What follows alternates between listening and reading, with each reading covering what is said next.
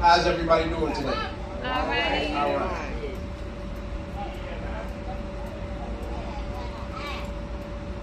Ain't nobody eat no more food.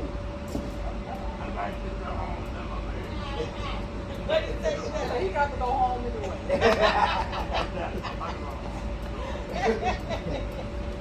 Well, we can give him a break. That's him. Everybody, welcome to a Parents Like Dread. You know, if you lost a kid, even if you didn't lose a kid, but if you lost somebody important into your life, this is a place of comfort where somebody say your shoulders are too big, and the biggest, strongest person doesn't have the strongest shoulder to lean on. You can take over everybody else's responsibility but yours. You never dealt with the grieving part, right? You have a lot of questions that's unanswered. This is the place to come to so everybody can talk about it. A lot of people have the same question. Why me? How did this happen? Lord, why me again? Why me? Why did I have to bury my child? You know, the child's supposed to bury their parent. So you ask yourself all these questions in the world. And sometimes you don't have nobody to talk to. Everybody tell you the same old, right? Trust in God. You're going to be okay. Things going to work themselves out. That still does nothing for you for your inner peace. Sometimes that don't cut it. It don't. God makes everything better, always. So sometimes you need just a little bit more. So this is what this is about. Especially when parents are losing their kids to any form of fashion of death. You lose a kid, you lose a part of your soul. You lose a part of your life. It's hard to breathe. I lost my child in 2009. I lost my mother in 2008. My child was 6. He got hit coming off the school bus in Louisiana. There's no bus aids out there. There's nothing you can do about it. The lady was an older woman that worked in the community. She got a slap on the wrist. Paid for the head. So I had to make light of whatever happened. You lost your mom, you lost your son. I was okay with my mom. She was a little sick. You know, understand some things better. But to lose a child, 6 years old. I had my child the first 4 years of his life. I was a single parent dad.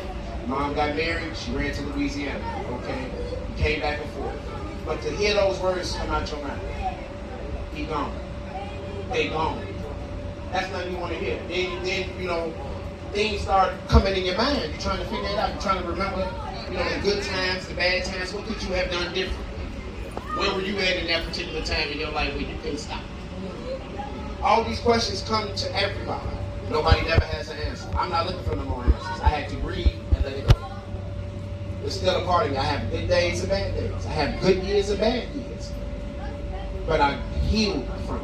That's the first and more important part of anything, especially losing a kid, is to heal. A lot of people can't heal. They have no healing. They don't have a companion. They don't have that support group to be able to heal. This is what we're about. I want you guys to heal from the loss. They're not gone. As long as I'm breathing, my son's gonna be alive. I mean, we got a page for him on Facebook. Don't nobody write even on the page but me. I write on the page birthdays, Father's Days. Whenever I think about him, I write about him. So as long as you are alive, the kid and that spirit is always gonna be alive. Just because nobody else is talking about him don't mean they got to. That one for them, they didn't have that bond of love, but you did. You birthed it. So this is what a parent like Dre is about. Come to get healed. Come let off all the emotions that you got bottled up. I didn't sleep. I didn't sleep for years.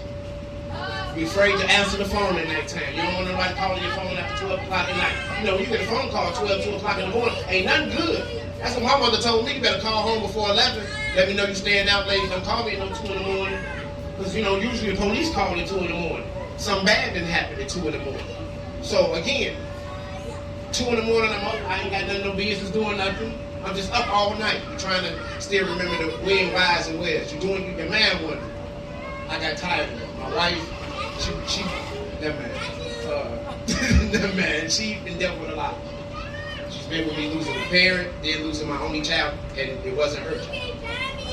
So at that particular point, she had a lot to deal with. She told me that to make me see the ways that I was doing, she explained to me, she said, it can either break you or make you.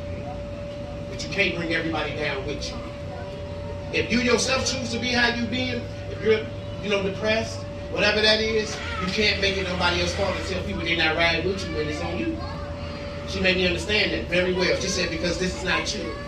Either you gonna, my mother say shit and get off the pot. Either you gonna come and try to heal from it, or you're not. But you can't bring me down with you. What you doing, I was being very negative, very narcissistic. Everything's everybody else's fault. I don't want to hear nothing. I know what I got it. I know what I'm doing. You going to jail for dumb stuff. No license. I'm going to jail for no license. You ain't got no idea. You should run your mouth to the police. Putting myself in predicaments that I had no business putting myself in predicaments in. That wasn't fair to her. It wasn't fair to nobody around me. You know, your family trying to reach out a little bit. Oh man, you got it? No, I'm being real ignorant, being real, very belligerent. I don't drink, so I'm just that angry. Every party I'm angry. I'm the one in the corner with the eyes red. Steam coming out his ears. I'm fake phony kicking, as they would say. Just to try to say, hey, I'm around the family, I should be doing good. That's not healing. Healing is being able to speak to somebody and they understand. For them to receive it. I don't have to implement myself in that. Oh yeah, I lost a child too. That's not what this is about. This is about healing. I'd rather listen. I want to listen to somebody. I hold you while you cry. Because again, I had somebody do it for me. And I learned the hard way. First, you don't want the hugs. You don't want nobody to come by you and hug you. Quit hugging me. I don't need your hug. I don't want that. That's all fear. That's all hurt. Because you're still not grieving right. You're not healed. So I want people to understand a parent like Dre is for people to heal, especially when you lose a child. Come here and get healed. I'm going to reach out and hug you. I'm going to tell you 1,000 jokes. I'm going to try to make you smile. I learned laughter is easier than being mad. My wife told me that. She said, you're angry. Why are you so angry? I didn't think I was angry. Like, why are you so angry? I was angry. I didn't see it. I'm the pleasantest person in the world you talk to. Angry. Every day just mad about something. I'm finding issues to pick about.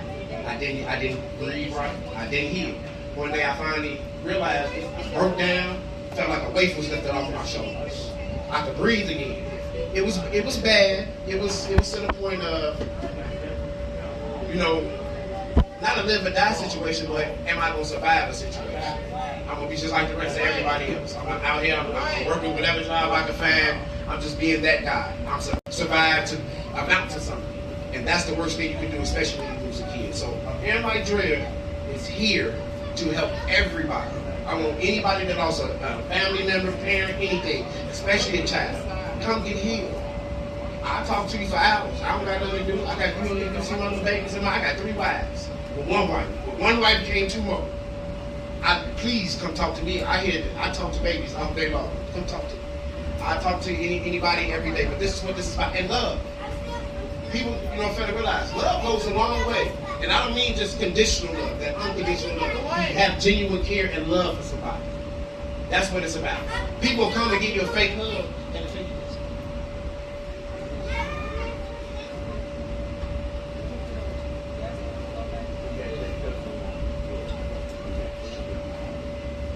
I told you I got 3 wives. Well, one came 2 more.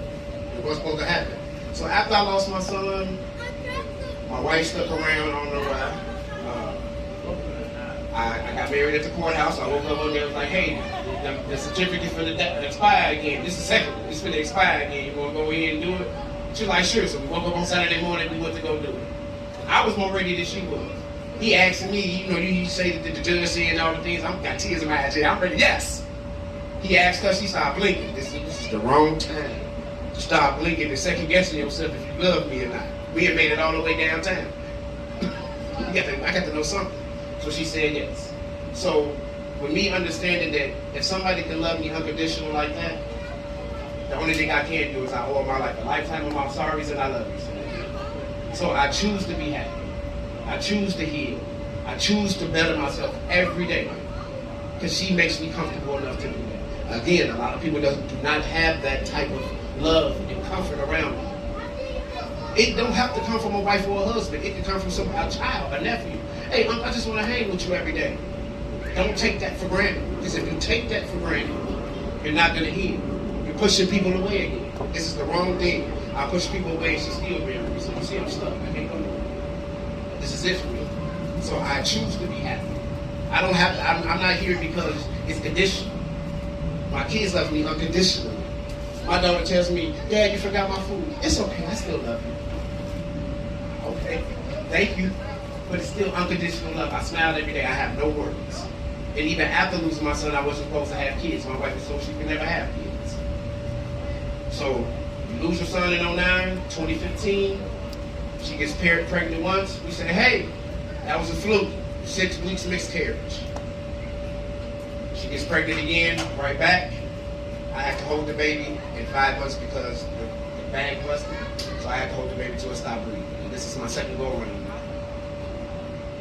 Now, again, you're losing a child.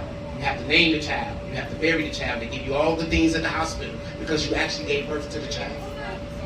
So again, I'm sitting in the hospital and I'm looking like somebody looked like I had an out-of-body experience. Yeah, I'm like, oh wow, I don't know what to do. I'm holding her hand, holding the baby that's about to stop breathing on my chest, and the nurse said, do you want some water? I just kind of looked up and just leave me alone. And it had to sink into me. What are you here for? I'm not numb to death. People are like, oh, you're numb, you're so strong. No, I'm not. I still cry. I just buried my last bloodline of my brother in August. Cried like a little baby. I'm not numb to it, but I'm strong, and I'm here to help anybody else that grieves. I can be a shoulder. I'm able to do that. Not because it's just I've been through it, but because I want to. Because that's not the narrative of my life. Death. Death is not a narrative of my life. I don't choose that to be a narrative. Nobody, or no matter who I lose in my life, that's not a narrative of my life. Death. That's not a good narrative to have for nobody. That's a terrible narrative. So I choose to heal. I choose to give love. And that's just the bottom line. That's what this is about. If you lose anybody, and again, especially children, this is what this is about. So, Miss Shelley, are you ready to say your prayer? Yeah. Just say a quick prayer really quick before we get started.